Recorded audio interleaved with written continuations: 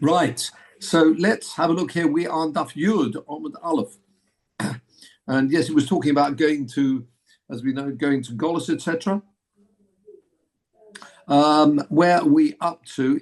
I think we're up to Dorosh Rab Simoy Maidich Sev Oyehev Kesef. The beginning of the line is Oyev Kesef. Yeah. Have you got that? Oyehev Kesef. Here we are, the Posuk, of course, from Koheles.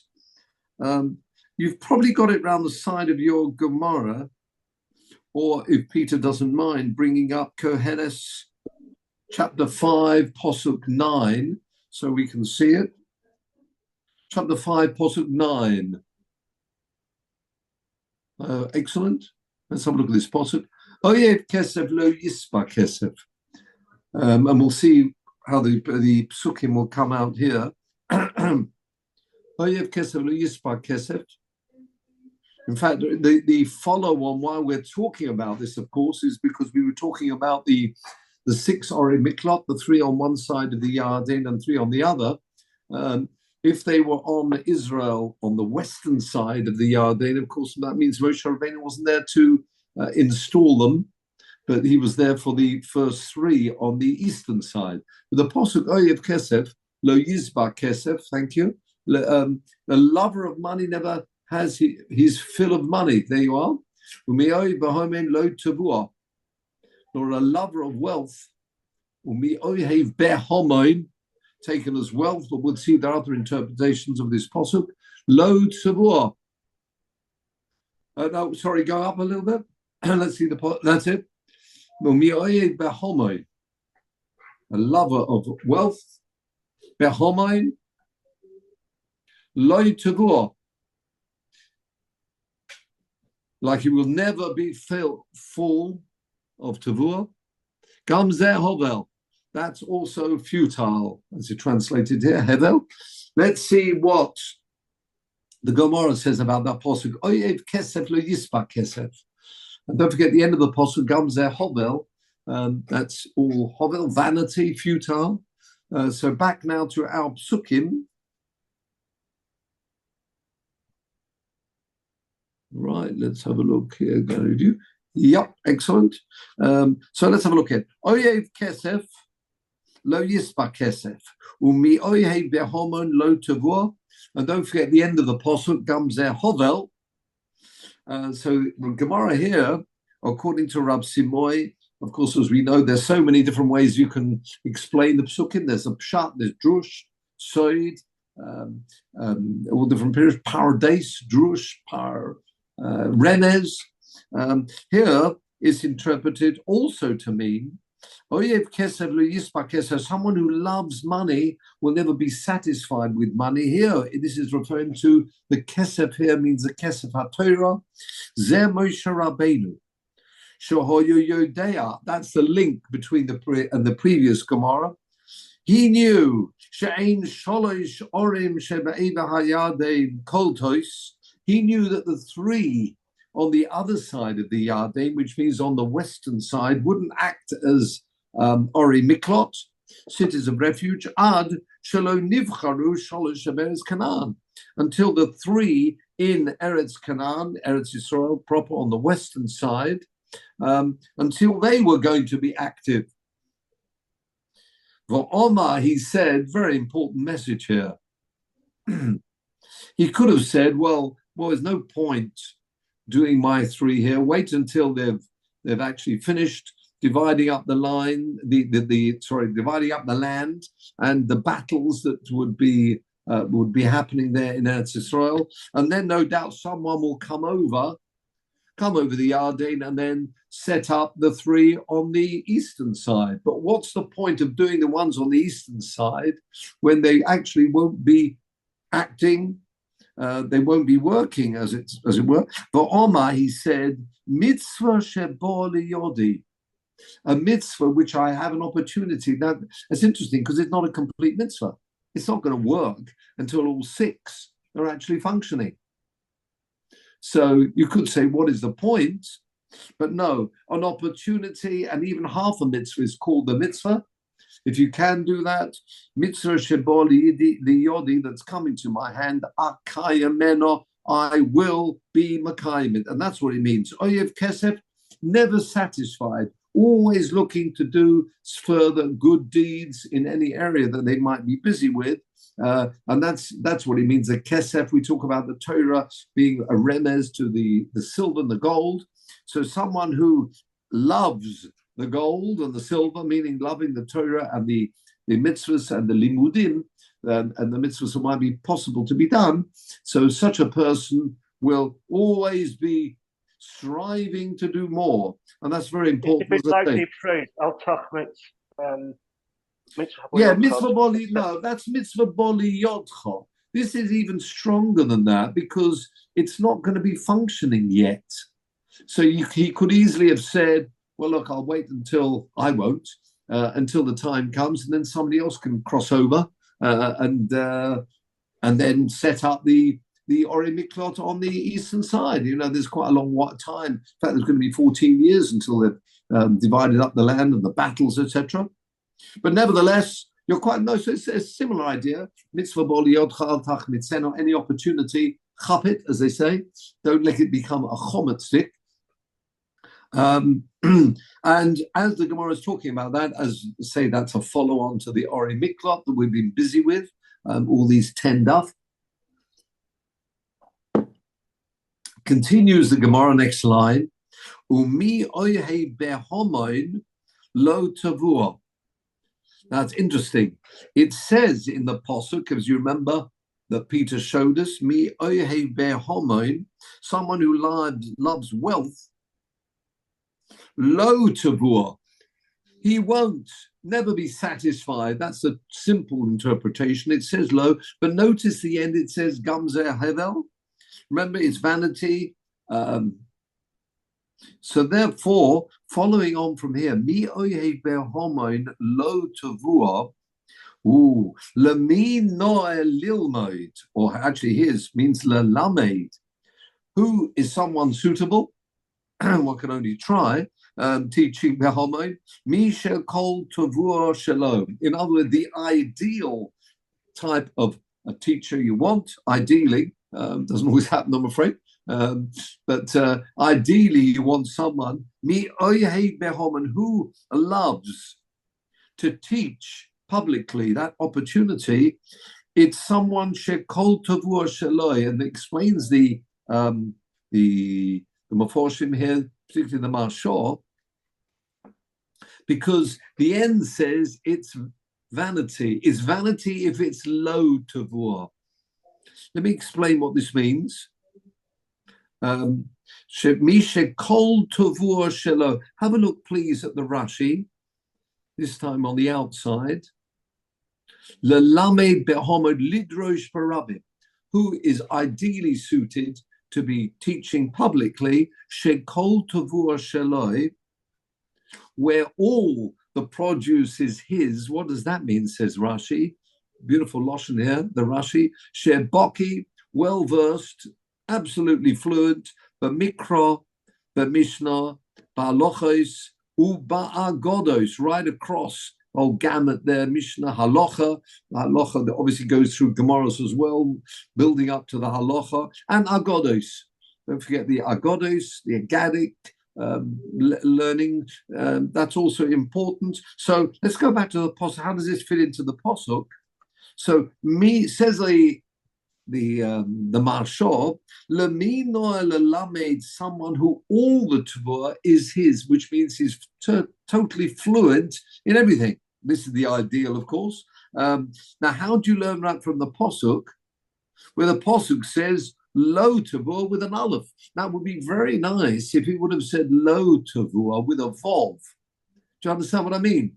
Explain the Meforshim. No, we're not learning this drosha Lamed Aleph Lamed Vav because it's not a Kri Kasiv. There are quite a few, as we know, Lamed Aleph Lamed Vav, which are Kri Kasiv. You know what I mean by Kri Kasiv? Where it's written one way, but the learning is the other way. It's read, if you can read the difference between an Aleph and a Vav. This is not one of them. So explain the Meforshim. Lami noy lelamed. when it says lo tavua, if he hasn't got all that knowledge with him, then it's hakol zeh kol zeh hovel. That's vanity. That's a total waste. Because if he's not familiar with the text and what he's teaching, that is vanity. Well, not vanity, that's hevel, as we say. So therefore, that's what we're learning from here, and that's the way the Mashal learns throughout. Although the Pasuk says lo, you look at the end of the Pasuk.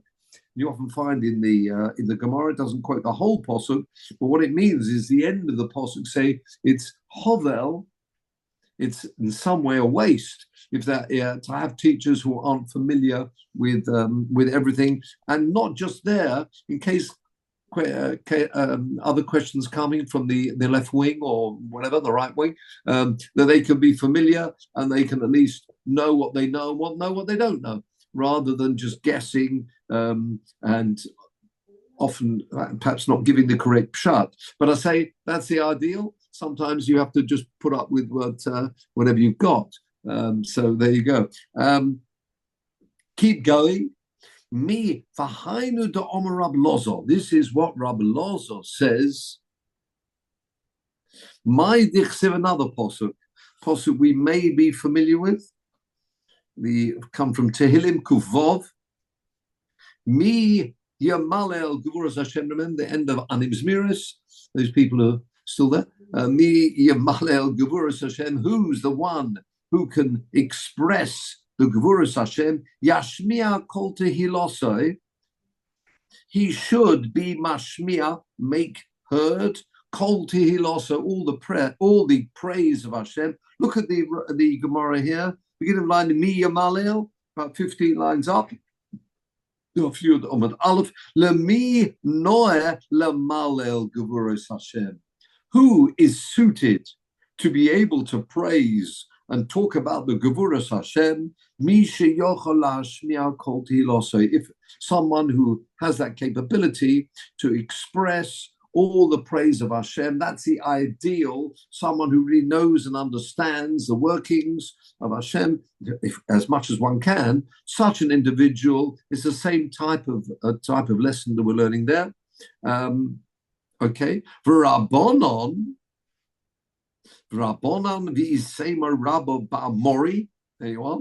Omar, going back to that pasuk we quoted at the beginning, which we spoke about with reference to Moshe Rabbeinu and the Orei Miklot. Mi oyhei behomoin loy tavua. Again, notice that vov, it's not there. But the way to learn this is because if it's not like this, it would be hovel. You with me? You'll see in a minute. Mi oyhev behomo. Very interesting. Kol ha'oyhev behomoin lo tavua. Have a look at Rashi, please. Oh, have we finished? The Gemara. Kol ha'oyhev behomoin lo tavua. Yes, we can look at Rashi here. V'Rabbanon v'Isema Rab Mori. Have you got the Rashi? Omre mi oyhev behomoin. Kol ha'oyhev behomoin. Someone who loves individuals who have a huge amount. That's homoin. Homoin means a huge amount. Those individuals, in fact, he's got a slightly different girsa in. Look at Rashi. Mi oyed behomoin, v'sem rabbanon. Mi oyed behomoin. Ha'oyev talmidei chachomim. Lo tavua is homoin. Those people, they love individuals who are full of Torah knowledge.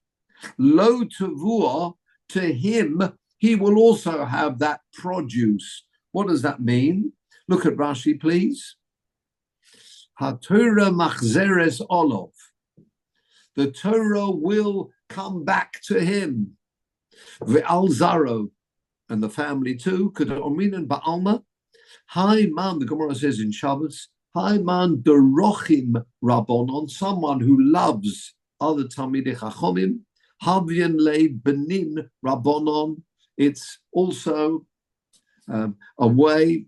We never know how this is all going to work out, of course. But if there is that love for Torah, lo tavua. Now it's interesting. This one really does seem to be learning a lo with a vov, unless we say it in the same way round. Lo tavua, that would be hevel. In other words, it's like a negative, if you say a double negative. If he has someone who's oyev behomai, lo tavua would be hovel, but what it does therefore mean is lo tavua with a vol. Do you understand what I mean? That's a bit pushed, I'm afraid, but can't do more than that unless this Manda Omer is learning that drasha instead of the Lamed Aleph Lamed Vav. But what does it mean? Someone who has that love of other Talmidei Chachomim, and generally Talmidei Chachomim, then it will come back to him too. Look at the Gemara here. Yovu bei Rabbonon Einayu. The Rabbonon casted their eyes on Rava Berei de Rabba. Rava, the son of Rabba. And Rashi's got a different gears here. Yovu Rabbonon Einayu ber Rabba, unless it means Rava, the son of Rabba. Why, what was special about him? Shehu oyev Talmidei Chachomim beyoser.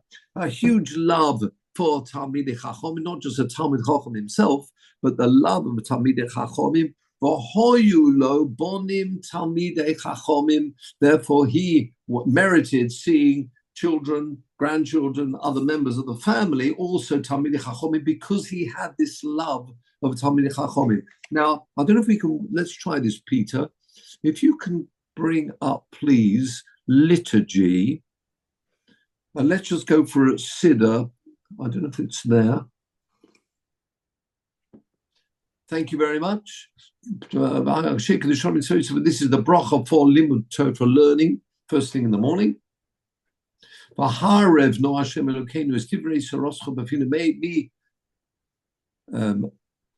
As we see, the words pleasant. May the words be pleasant.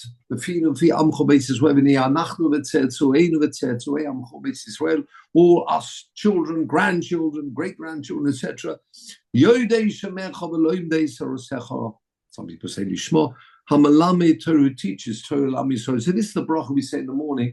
Now, interesting, the first word of that, Baharevna. May it be pleasant. That's what we say. The pleasantness. Now, thank you very much, Peter. Let's go back to seeing us. Thank you. We're familiar with that Vaharevna. Ooh, I've lost it now. Or not. Yes, got everybody. Thank you. Very interesting. If someone is, let's say, extremely knowledgeable in Torah, what does that mean for the children? Nothing, quite honestly. Nothing. If someone has studied and spent a lot of time studying, whatever he's studying, Chumash, Nach, Gemara, Mishnayos, the child, the grandchild, the Talmidim, they've got to do that work as well. Just because someone is full of knowledge, it's not just passed on. Not like the DNA. You've got to do the work yourself. There's no way you will understand the Chumash unless you study the Chumash. You can't say, well, I've got it, and I can now just pass it on. So he used to say the following. And when I say he, I mean Dayan Ehrentreu Zatzal.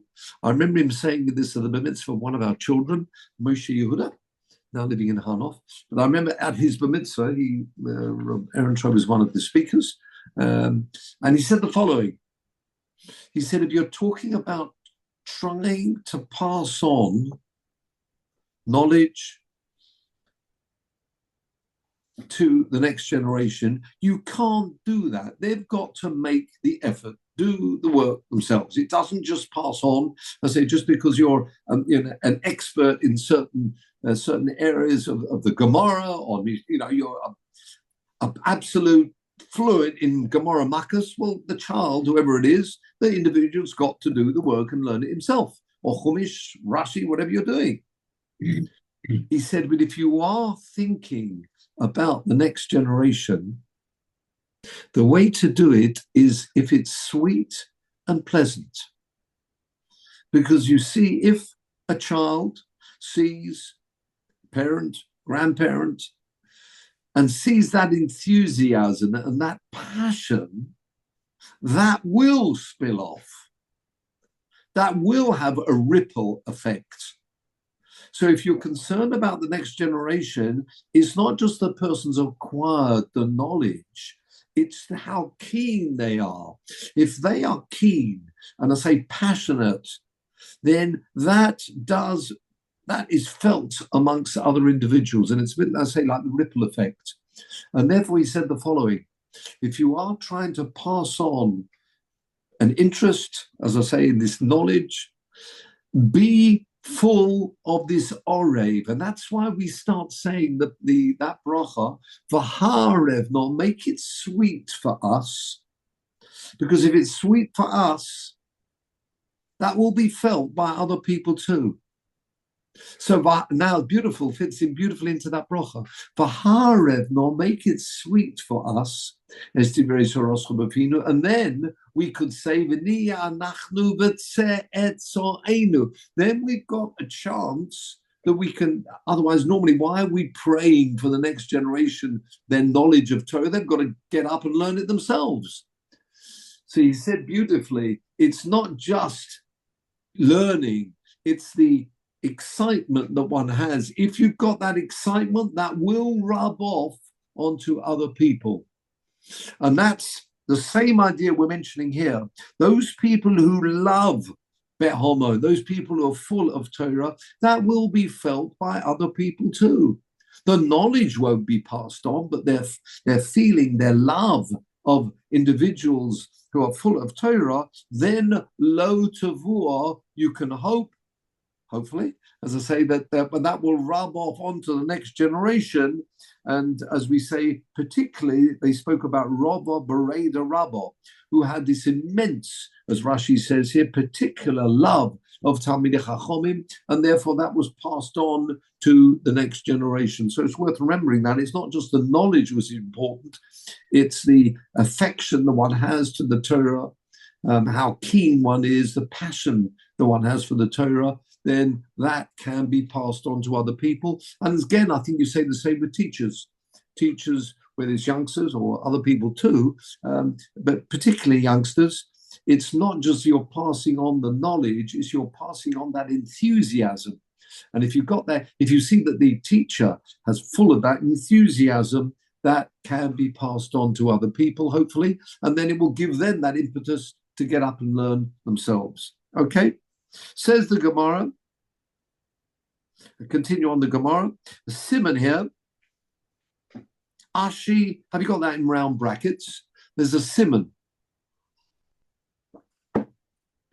It's normally a way to remember things. Ashi is Lilmoid and Ravina is Lelamed. So Rav Ashi is going to teach us something about Lilmoid, and Ravina is going to teach us something about Lelamed. Now look at Rashi. I will ask you in a moment, Peter, to bring up the Gemara on the screen, but we can look at the Rashi first, if you like. This Gemara we're looking at, and look what Rashi says. Rav Ashi Omar, Bitter Rav Ashi, regarding Rav Ashi, Garsinon. We've got in the text, the correct text is Lilmod, to learn. We'll learn something about that in a moment. Regarding Ravina, Garsinon Lelamed. So Rashi is telling us which way round it is, and a way to remember. Don't forget, it's all Torah Shebal Peh. So people are trying to remember this without actually seeing a text in front of them, as we're lucky to have. So the way to remember was, we're going to learn something about Lilmod. That's Rav Ashi. Lelamed is Ravina. Now, if we've got the page, Peter, I think you'll have to move across the page a bit. No, they are there. That's better. Yes. Rav Ashi Omar, Bidu Rav Ashi Garsinon. We've got the right text. Lilmod. Or Bidu Ravina Garsinon Lelamed. We've just seen that, correct? Now look at that little circle. Rav Ashi Omar, Bidder Rav Ashi. And I've got a very interesting little circle there. Can you see that circle on the Rashi? Move your arrow or whatever. You'll move it a little. No, move to the right. A bit more. And you've got that little circle there. What is that circle all about? Interesting with a line. Sorry? I was always taught it was a Sputnik. That's very good too. Takes you to the Vilna Gaon. Oh, no. It is a Sputnik, yes. But actually, we're very lucky because we've got the Gilead Nashas around the side. It actually refers to Rabbi Akiva Eiger. Rabbi Akiva Eiger, sorry, Rabbi Akiva Eiger, yeah. You're quite right. No, there's normally another sign for the Vilna Gaon. But that sign, the Sputnik, is normally for the Gilead Hashas, which in this text, very lucky, it's right next to us. So remember the Sputnik, please. Really is Sputnik, Rabbi Akiva Eiger's questions or points, really incisive points. But no, he just makes the following point here. This is right. You got the Gilead Hashas? Let's have a look at this Gilead Hashas together. Rashi, have you got it? When it says Gilead Hashas, think a little bit further up with your marker. Rashi, Divrei HaMaskil. It begins Rav Ashi B'chulu, Garsinon Lilmod. Okay, up, a little bit further up now. Rotzon Taretz. What's Rashi getting busy here? So he says the following. Delama Hikdim Rishon Divrei Rav Ashi Leduravina. Why, in the statements that are following in the Gemara, is Rav Ashi coming before Ravina? Ravina, keep going. Ravina, I think, yeah. Koshish Mine means older. Ravina, it's Ravina and Rav Ashi. It's true, they are the last normally, not the Mohicans, last of the Amoraim. Ravina and Rav Ashi, actually, it's normally that's around the year 500, where they are the end of the Amoraim. Very much a lot of the Gemara is actually written down by, or that not, I wouldn't say written down, not necessarily written, but it was all compiled together by Ravina and Rav Ashi. But Ravina's older, more senior. In which case, the two statements should have Ravina mentioned first, and then Rav Ashi. Says, let's go back to the Gilead Hashas, the Gilead on the Shas. Again, Horavina, Koshish Mine, stronger, that really means older than him, more senior than him. Lezeh Kosav Rashi, de Divrei Rav Ashi, Lilmod, Ude Ravina, Lalamed. Rav Ashi is going to make a statement about the word Lil, well, it'll be referring to Lilmod, which is learning. Ude Ravina, the statement Ravina is going to talk about Lalamed, teaching. Mem Shin Hey? Anybody going to go from Mem Shin Hey, Rosh Tevas? I think Benjamin, but you're on mute. Looks like you're... Yeah, but I can't think what it is. Got casted a little bit. That's why. Mishum Hochi. Oh, well done, sir. Yeah. You weren't timed out yet, so that's still in good time. Well done there. You're absolutely right. Mishum Hochi, because of that, Nokat Kaseda Lilmod V'achar Kach Lelamed. So Rashi's making a big fuss. And the Girsa of Rav Ashi is Lilmod, and the Ravina is Lelamed. And again, Nashas is saying, he's explaining why it's so important that we've got that way round, because otherwise, why is Rav Ashi mentioned before Ravina? You would expect Ravina to be mentioned first. He was more senior, although they're still in the same bracket, in the same, probably the same group of Talmid Chachomim, right at the end of the time of the Amoraim, but nevertheless he should be mentioned first, and therefore that's why Rashi is telling us. Please remember, you've got Rav Ashi Lilmod, Ravina, and it's Lamed, because that's this simon that we've got here. And the Rashi is at Rav Ashi Omar, but the Rashi goes sin and Ilmod. Yeah, very important that we get it that way round. And we've actually got a simon here, Ashi Lilmod Ravina Lalame, in the Gemara in brackets. Could be Rashi didn't have that brackets anyway, but he's really just pointing out which way around it goes. Thank you very much, Peter. Let's go back. Well, I don't understand what is the simon. The simon is how does this? No, simon is normally a way to remember. Just remember the word Ashi Lilmod Ravina Lalame. You're right. No, what? Can you please remember that? That's really what the Gemara is saying. No, that's what a simon normally is. An abbreviation or it could be an abbreviation or just a way to remember things. Please remember Ashi Lilmod Ravina Lelamed. But what's Ashi? It means Rav Ashi. Yeah, but how does Rav Ashi connect with that word Lilmod? It doesn't. You're right, it doesn't. And that's really, I suppose, what Rashi is telling us. Rashi himself is just to make sure, don't get mixed up between these two, which ones, who says what. The way to remember it is Ashi Lilmod, Ravina Lamed. Now you could say, I suppose Ravina Lilmod, Ashi Lilmod. No, please remember, if you come to the exam, the way you remember it is Ashi Lilmod, Ravina Lamed. Who says what? That's really what we're saying here. Okay, so let's have a look what Rashi actually says. Says the Gemara, Rav Ashi Omar, Kol ha'oyev lilmod be'homain. Also focusing on that posuk again. Someone who loves lilmod be'homain, learning publicly, lo tavua. And then there we can use that drosh we said before, lo with an aleph, if it's not Kol ha'oyev lamed lo again, Kol ha'oyev b'homain lo tavua. Oh, sorry, I'm dropping down. Wrong line here. Rav Ashi Omar, Kol ha'oyev lilmod be'homain lo tavua. Someone who likes to learn publicly, be'homain, with a gathering rather than on your own, lo tavua, to him, he will acquire, he will have that produce because he's learning with other people. It's very interesting that as we say, limud Torah, yes, of course, one can learn by oneself too, of course. But generally, we don't talk about private study. It's always with a chavrusa, with a group, with other people too. And that way, lo tavua, he will have the tavua. Have a look at Rashi.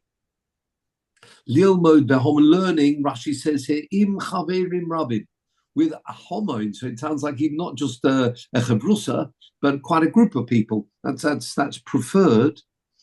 V'ahainu de'omer Rab Yossi Rab Chanina. This is what Rab Yossi Rab Chanina said. What did he say? Dichsiv, I've got another posuk. This posuk, we'll call it's in Jeremiah actually. But here we've got the posuk. We can do it's the first few words we need. Cherev al habadim v'no olu. Cherev al habadim. Now this is not the simple interpretation of the posuk. Cherev al habadim v'no olu. But we see it's a drosha on that posuk. Actually, second thoughts. Let's have a look. I'll call on Peter to make sure your migraine goes. So we want here Jeremiah 3:36, and you see this is a drosha. We'll see the normal pshat in the posuk, and that will be given to us by Yirmiyahu 3:36. Have you got Yirmiyahu 3:36?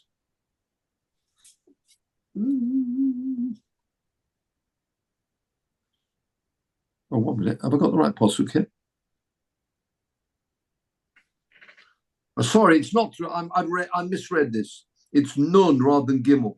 It's 50:36. My mistake. I've read this around the side of my Gemara, a little Gimel here, which is not a little Gimel at all. It's a Nun. If you've got that posuk, that would be great. Jeremiah 50, Pasuk 36. Cherev al habadim v'no olu. If not, we can move on. But let's just have it. If you've got it easily, that will be great. If not, we'll move on. Cherev al habadim. Can you repeat the... Sorry? Chapter? Repeat the reference, please. 50, chapter 50, Jeremiah 50, Pasuk 36. If you've got it with ease. If not, we can leave it.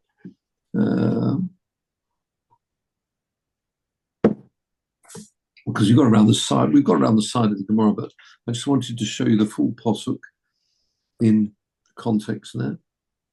No? All right.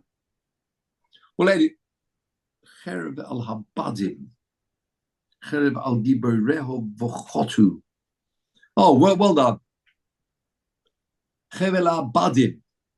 Badim is normally referred to as those, as he says, the divine. That's a simple interpretation. But not all of that they may be made fools of. He's talking those people who looking, as I say, sorcery. Cherev ala badin. Badin can also be a lotion of sorcery. And they may be for the cherev al giboreho. So those warriors that they should be dismayed. He's talking there about Bovel. So there, the simple interpretation, badim, is, as I say, some type of people practicing sorcery. But so there's cherev ala badim v'no olu. They be, I suppose you say, they should become fools. But let's have a look now. So that was talking about Babylon and the sorcery that was going on there and their warriors, etc. Now go back. Thank you very much, Peter. So he's talking about Bovel. So now let's look at what our Gemara does with that. And a similar idea. Have you got it? I'm beginning the line is low to What's the proof for this? Says obviously it's a remez, a hint in that posuk. The badim really is talking about sorcery. Cherev, that's what it means. A sword upon those al savre sonem shel talmidei chachomim. That's a euphemism. Whenever it's thrown to Klal Yisrael, it normally uses the word soneim. If it's something negative, it will be a euphemism. Soneim shel talmidei chachomim. So in other words, a sword against their necks of those people who are badim. Now, badim here is not referring to the sorcerer in this drush. Sheyoshvim ba'oiskim b'Torah bad bavad, as separates. Yes, if they are on their own, rather than being together with other people, that's bad on their own. Then that's no good. Then not only that, they can become quite foolish from that. Well, how do you see that?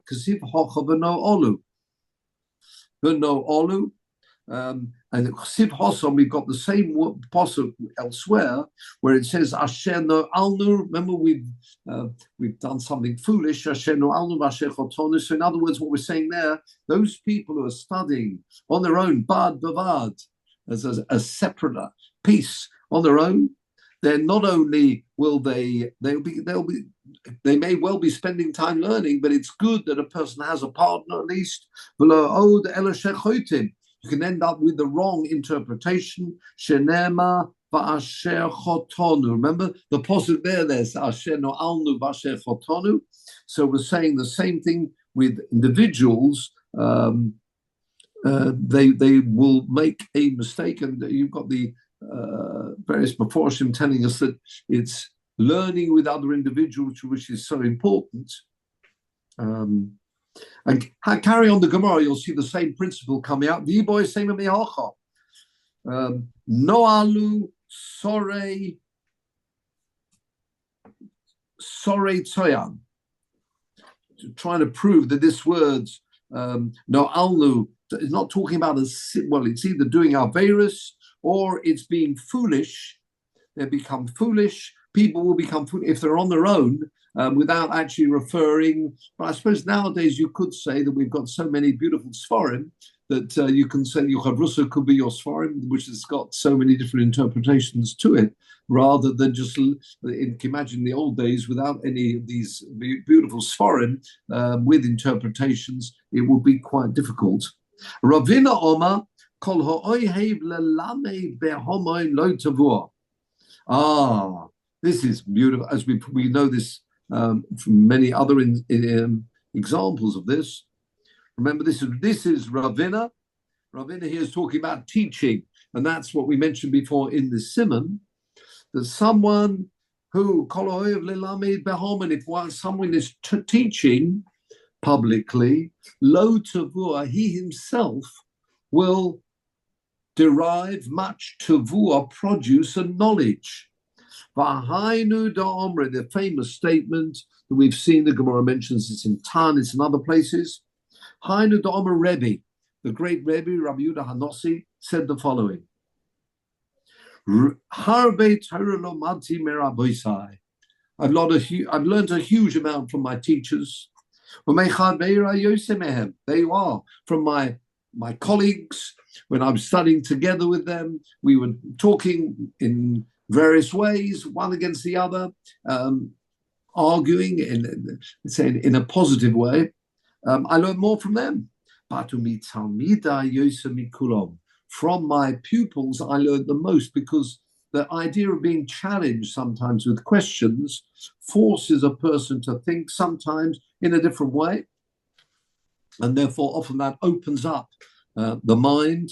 And I say that's why most of all, lelamed behomon, with a lot of people, a lot of talmidim, that is really the best way, the best opportunity one has. Okay, on we go, gentlemen. Om Rabbi Shua ben Levi.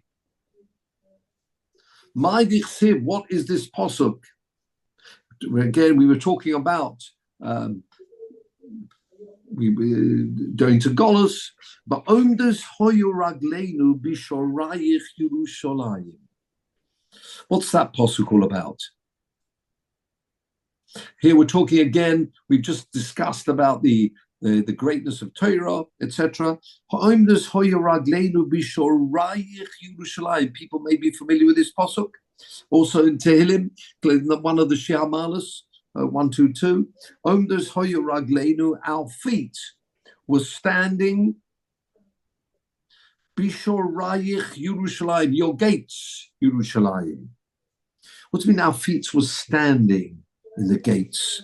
Says the Gemara, Mi goram l'Rabbi ragleinu sheyamdu b'milchoma. Our feet were standing in battle.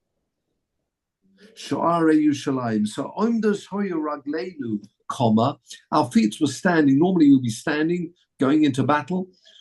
Going into battle depended very much on, as we said here, the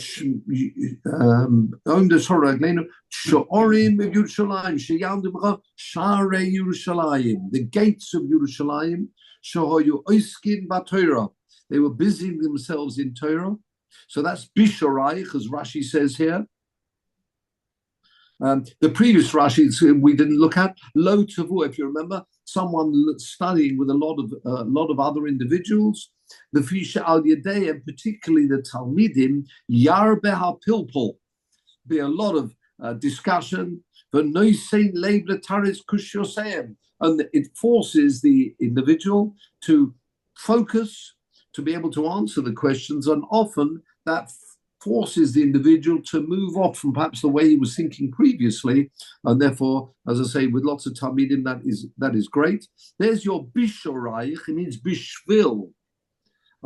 It doesn't mean be in, it means because of. That's what Rashi is saying here in this drosha. Our feet, worth remembering this Gemara, our feet were standing in Yerushalayim, in battle, because they're backed up by the Torah learning that's taking place as well. And that's what we're, this wonderful drosha of Ravina. And then, of Omer Rabbi Yeshua ben Levi, my dichsiv, what's pshat in the pasuk? Another Shiur HaMaalos. Here we are, Shiur HaMaalos. Actually, it's when I say another Shiur HaMaalos, it's the beginning of that one we just mentioned before. Shiur HaMaalos of David. Somachti ba'omrim li beis Hashem melech. I was very pleased. Some ba'omrim li people said to me, "We'd love to go to Yerushalayim." They said that to me. We'd like to go to the Beis Hashem. Interesting. But of course, it wasn't built in the time of David HaMelech. It was being built in the time. Look, I have continue the Gemara, you'll see. Omar David lifnei HaKadosh Baruch Hu Rebbeinu shel olam shomarti b'nei Odom she'omrim mosa yomus zokin zeh. When will this old man pass away? We know that it will be in the time of Shlomo HaMelech that the Beis HaMikdash will be built. And therefore, Shlomo b'noi v'yivne Beis HaBechira v'na'aleh lo regel. That's where we'll go. So they were saying, oh, we wish he would pass away, that we have the next king, and that will be Shlomo HaMelech, and therefore we would then have the opportunity, hopefully, of the binyan of they knew it was going to be in the time of his son rather than David HaMelech. But he was happy with that, because not that they wanted him to pass away. That wasn't the main event. The main event was they were so keen for Somachti. I was very happy that was what they wanted. They wanted this Beis HaMikdash. They wanted the uplift they would have had, the elevation they would have had by having the Beis HaMikdash, and I was quite happy with that. Although behind my back, or maybe not even behind my back, they were saying, when will this old man pass away and we can get on with the main event, because they were very keen to have the Beis HaMikdash, and I was happy with that. Look at this. Omar HaKadosh Baruch Hu. Ki tov yoim b'chatzeirecha. Beautiful.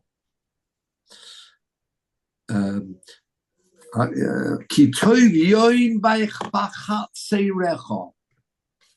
day, a day in your chotzer, courtyard, May Aleph is better than 1,000. What does that mean? A day in your courtyard is better than 1,000. Continue the Gemara. Tov li yom echad she'ata osek b'Torah lefonai. Let me tell you, it's true. It's great that they've got this yearning for the Beis HaMikdash, but I must say, ki tov yom b'chatzei recha, the day in your courtyard when you're studying the Torah. Chotzer, it sounds like in the Beis HaMedrash. More than 1,000 olas she'osed Shlomo bin Cholahakri lefonai al gabi hamizbeach. More than, I say, the 1,000 korbanos that will be brought. And we do find, look at the last Rashi there, the Elef olos, mikro kosov Elef olos yale Shlomo. In Malachim it mentions how he brought up so many korbanos, Shlomo Melech, but nevertheless, that's what he says so much when he says here, Ki tov yom b'chatzei recha. This is Hashem replying back to David HaMelech, that the time that you're spending in your limud Torah, for me, that is more valuable even than all those korbanos. It's a backup. It's the shorish of Klal Yisrael, the people of the book. Crucial that whether it's the book of Tefillah or the book of limud Torah, that's the back and the shoroshim that's going to help us in the future in all activities that will be taking place. Let's just, because Peter's sent on the Yud Omid base, let's just look at a couple of words as we move on to the next Gemara. Tanya Rabbi Eliezer ben Yaakov Omer. Go back to Makkas now. Rabbi Eliezer ben Yaakov said, as we turn the page, just to conclude, another minute or so, Miklot hoyokosov al Parshas Derachim. Signposts had Miklot. Why? Kadeshe Yakir Rodseach ve'yifne l'sham. Again, this idea we're trying to help out this Rodseach, who after all killed accidentally. So we're trying to give him an opportunity to get there as quickly as possible. Look at Rashi. B'chol mokoim top of the page. It means when you've got two hitting each other, two roads, like a crossroads. One of them turned into Ori Miklot. It was actually telling us how to make a signpost. There was a wood on which it was written for Kosul Bo Miklot. It would actually tell me this is the Ori Miklot. We wanted to get there as quickly as possible. Also, to avoid the Ratseach. Again, we don't want the Ratseach really to, not the Ratseach, we don't want the Goel Adom to kill the Ratseach, and therefore we would like him to get there as quickly as possible. Could they look at this? Could they sheyaki ho Ratseach? Yifne Nishom. Omer Rav Kahana. Rav Kahana said, "My Korah, is there a posuk that telling us that there were these directions everywhere, showing people how to get to Ori Miklot?" He said, "Yes, we've got another posuk, and I'll spare you this one, Peter. Tochin L'cho Haderech." One of the psukim we've seen in that whole parsha there in Devarim Yutes, where it's talking about going to, whoop, oh wow, whoa, whoa, whoa, whoa, whoa, finger on the button there. Tochin L'cho Haderech, you shall, well, Tochin, he said, survey the distances. Tochin was Lashon Hachona. As you can see in our Gemara, don't know why I translate like that. Tochin L'cho Haderech. Actually, double click on that. Let's see. Double click, go to commentary, go to Rashi. Oh no, he's only on. He talks about. Oh yeah, there you are. Let's have a look at A. Let's have it in Hebrew to start with. Well, go to the source. Press A and then press source. Talking L'cho Haderech Miklot Hoyokosov al. Yeah, that's talking. Prepare. Our wonderful Gemara Makas Yud on the base. Rashi's quoting it there. Miklot Hoyokosov al Parshas to Rochin. And that's exactly what we're seeing in our Gemara. Interesting, he said it's Miklot, talking L'cho Haderech, Miklot. It's talking about the talking L'cho Haderech, the way to the Ori Miklot. He puts a comma in there. Let's go to the translation of that. Press A. Translation. You should prepare a way of the refuge. That's what we're talking about, the Ori Miklot. And it was written at each crossroad to point the way to the nearest city of refuge. Don't forget, there weren't just the 6. You've got the other 40. Remember the other 42 as well. So they're the nearest Ori Miklot that he could get away to. Thank you very much, Peter. Let's go to the Gemara and we'll then stop. My Korah Tochin, prepare for yourself. Prepare for yourself the way. Asei L'cho Hachona. Hachona, from the word tochin, hachona, preparation, prepare for yourself the way.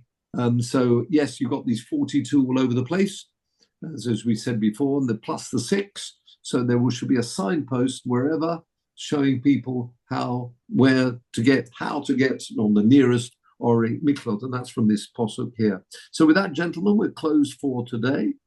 And as we're talking about Shiur Malos, let's just go back to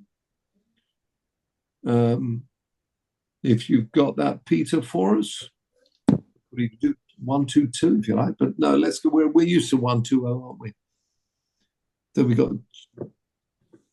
where are you? 40, 120. Let's have a look here. Yes, coming up now, no doubt. No. 120. No, thank you. Or go back 1. Oh no, there you are. So let's go to source with translation. Oh, good. Shiur Malos.